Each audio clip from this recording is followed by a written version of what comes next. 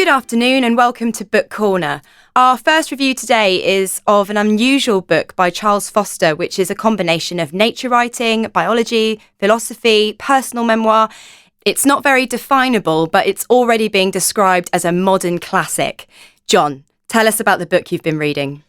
You're quite right. It's not very easy to define. The title is Being a Beast, and the book is about the author's attempts to be a beast.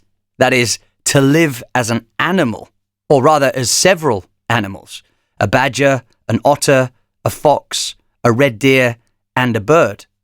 He says he wanted to really know what life was like for these animals, and so he did the conventional research, the reading and so on. Then he actually tried to live in the same way as them, as far as possible.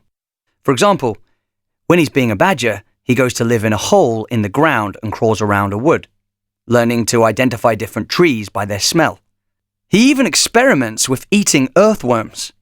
85% of a badger's diet is made up of earthworms.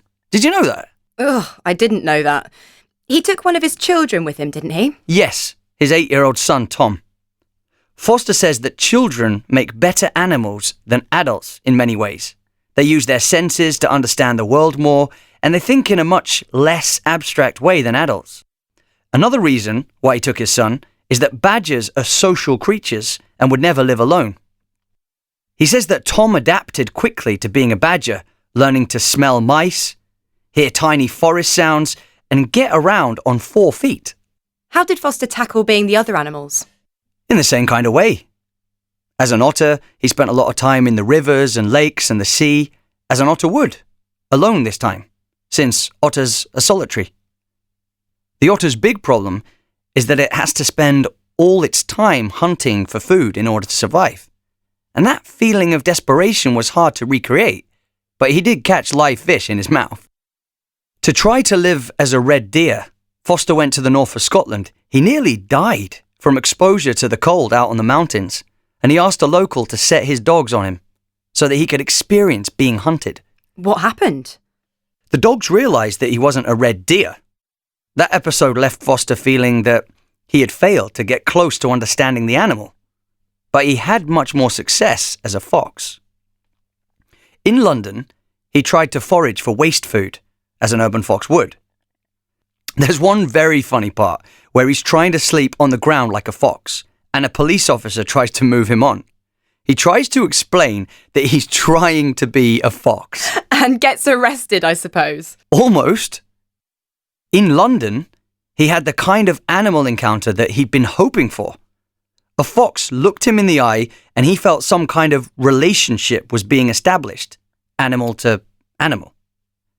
He felt he had got close to understanding foxes.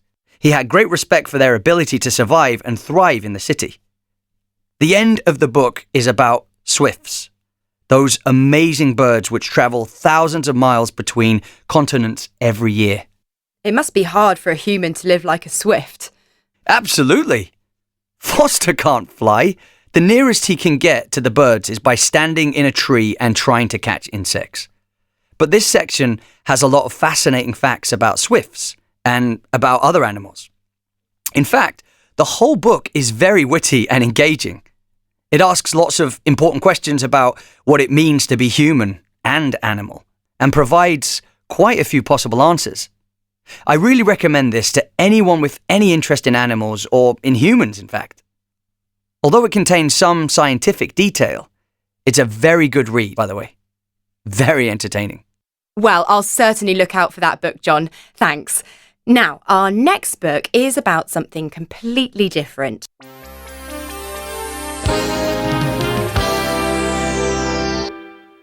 This recording was created by the British Council. To find more English language learning material for teenagers, please visit www.britishcouncil.org/learnenglishTeens.